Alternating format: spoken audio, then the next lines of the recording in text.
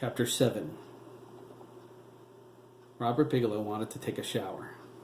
That wasn't so bad, was it? He wanted an hour under the shower head, draining the water heater dry. Afterward, he wanted 10 minutes of peace. Was that too much to ask?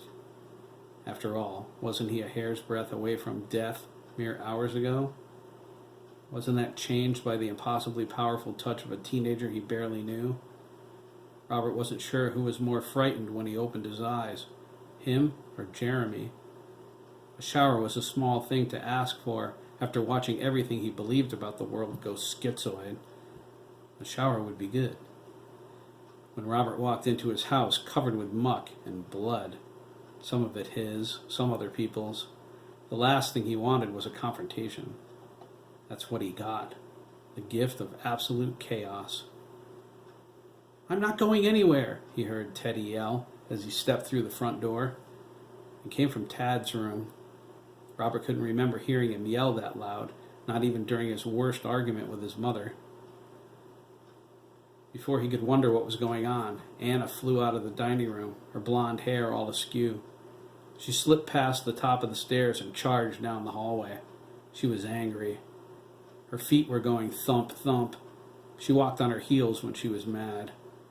Robert assumed she thought the vibrations intimidated the kids, but it only made her sound fat. "What did you say?" Anna bellowed. There was the sound of a dull smack. Teddy cried, "Ow! You hit me!"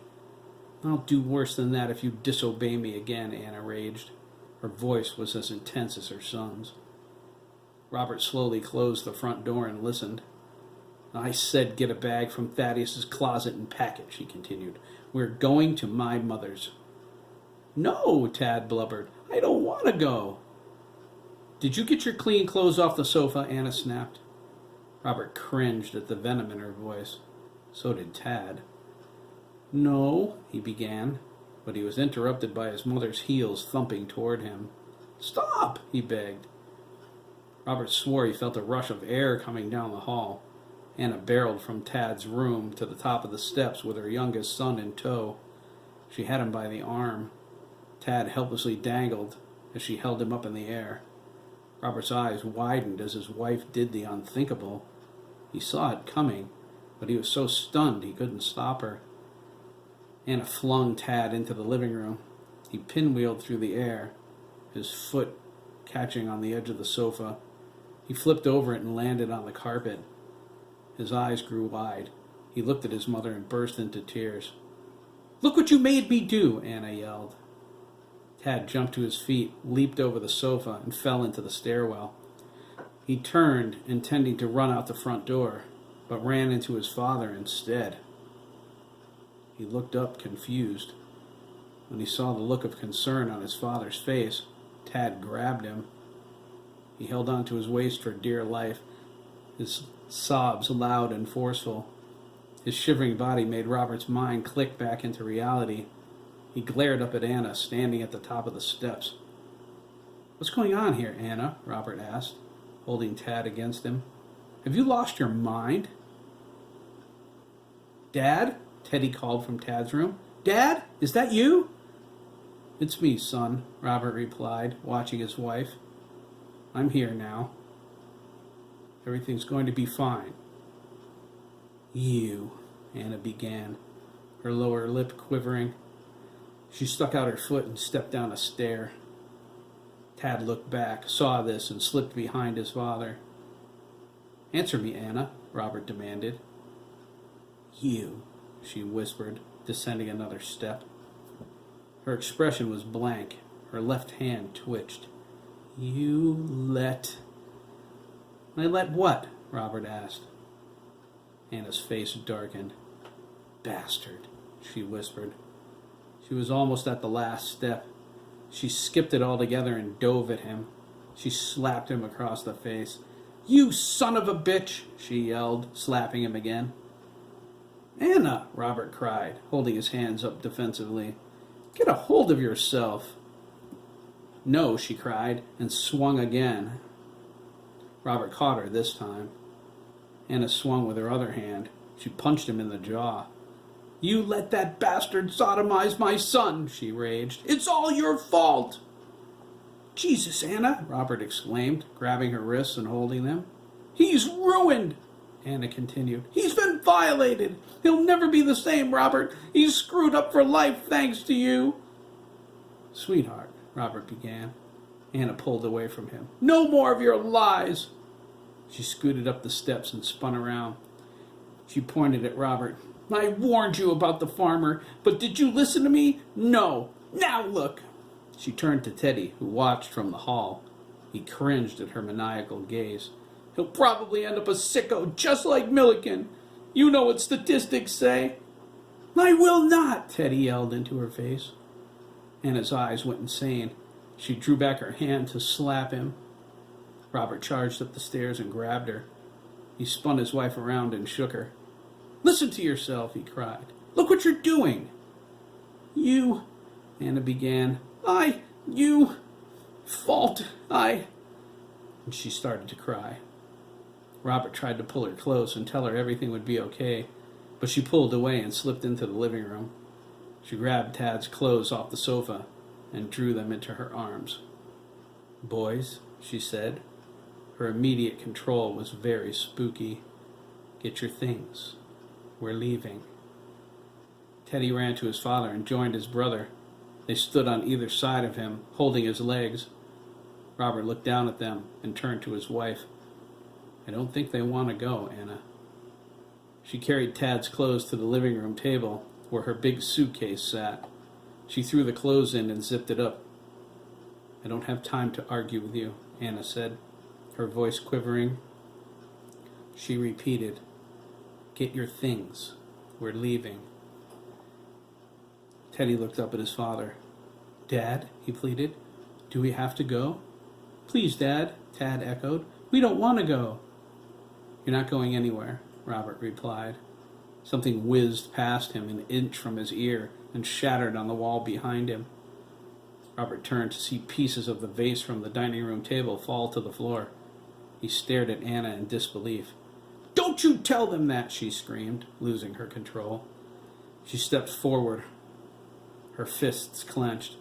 My sons are coming with me. She jabbed her finger at Teddy. He's going to need extensive counseling and therapy after everything he went through. They're my sons too, Robert said. Teddy can get counseling right here. You forfeited your rights when you let Teddy spend the night with that monster, Anna spat. You know what that bastard did to my baby? Anna, listen to me, Robert said, forcing his voice even. He held out his hand to her. We can get through this. We can. You can get out of my way. She reached for Tad, but he slipped away from her and got behind his father again. It was like hiding behind a tall oak tree. Anna, you're not taking the kids, Robert said. Unpack your bag and let's all sit down. We need, Anna snapped. Theodore, come here this instant. She pointed at the floor directly in front of her. No, Teddy replied, his anger as apparent as the red mark on his cheek. I told you, I'm not going. You're coming with me if I have to drag you. You'll drag him, Robert said, over my dead body. Anna shook. Her eyes shot from her husband to her children and back again. Tad peeked out from behind his father and gave her a hard stare. Teddy glared at her. Robert's eyes were angry, but his manner was forgiving. He felt his guilt sting every time he thought about Hiram's hands on his son's body.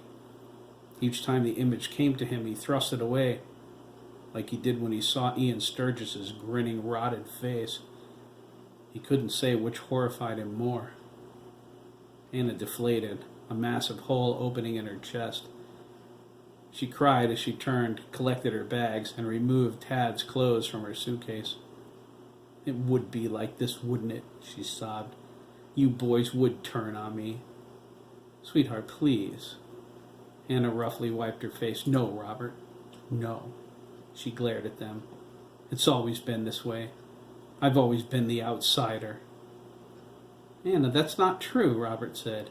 You? I what? She snapped. I get passed over. I get overruled. I get treated like a fifth wheel? What? She sobbed again. Even now. She stretched her hand out toward Teddy. You let him go to that filthy bastard's farm. You let him spend the night. He gets molested by that pedophile, and who does he hide behind? You! She clenched her fist. Don't you understand, Theodore? She cried. I could have protected you. I could have saved you if you'd just listened to me. I don't need saving, Teddy said. He ran down the stairs to his room and slammed the door. Anna lifted her suitcase. Robert stepped into her path and blocked her from the stairs. Don't do this, Anna, he said. She looked away. He turned her face to his. We need you. We can handle this as a family. Don't run away from us. Anna pulled back and shoved past him. You don't need me, Robert, she said, her voice heavy with remorse. None of you do. You never did. Mom? Tad asked, clearing his throat. Don't go, okay? Please? Anna paused at the door. Are you coming with Mommy, Thaddeus? She asked, but she didn't turn to look at him. She opened the door when he didn't answer. Anna, Robert demanded. She ignored him. Anna! She stopped. She sighed heavily. I can't, Robert. I can't deal with it. Please, I just can't. Tad started to wail the moment she closed the door. He pulled toward it, but Robert held him fast. Teddy came out of his room and ran up the stairs to the living room. He lifted the front curtains and watched his mother toss her suitcase into the back seat of her pea green Toyota. She didn't look up as she got in and started the motor. She didn't look back as she pulled out of the driveway. She didn't hesitate as she drove away. Teddy slumped down on the sofa. He looked at his father as his tears welled in his eyes. It's all my fault, he whispered, and started to cry. Robert moved to the sofa and sat next to his son. He put his arm around him and held him. Tad joined them, stumbling awkwardly over. He stroked the back of his brother's hair. Robert hugged them both. It's not your fault, son, he said, giving Teddy an extra squeeze. Hiram was sick. He was a sick man. Teddy choked back his sobs and whispered, I can still feel him touching me, Dad. His voice filled with disgust. It hurt so much. I can still smell his booze breath in my face when he... Shh, Robert said softly. His stomach churned. It's over now. You're safe now. Teddy looked up at his father, his expression desperate. Am I, Dad? He asked. Will it ever be over? Will it? Robert said nothing. He held his sons, closed his eyes, and prayed.